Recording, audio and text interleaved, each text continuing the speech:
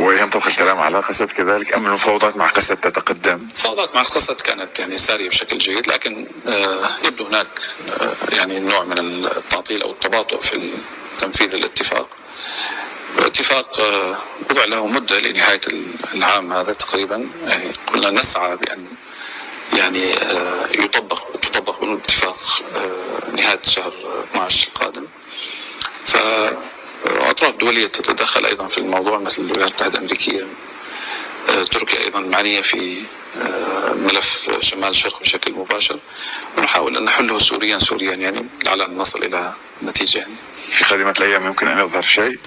آمل أن يظهر هذا الشيء. يعني مصلحة شمال الشرق، أنا يعني كل ما يسهل عملية أن لا تحصل معركة أو حرب على لعلاج هذه المشكلة أنا فعلته. يعني نحن وافقنا على دمج قوات قسد في الجيش العربي السوري، اتفقنا على بعض الخصوصيات للمناطق الكردية، يعني هناك بعض المناصب ممكن أن يعني تعطى لبعض الشخصيات من منطقة شمال الشرق يعني.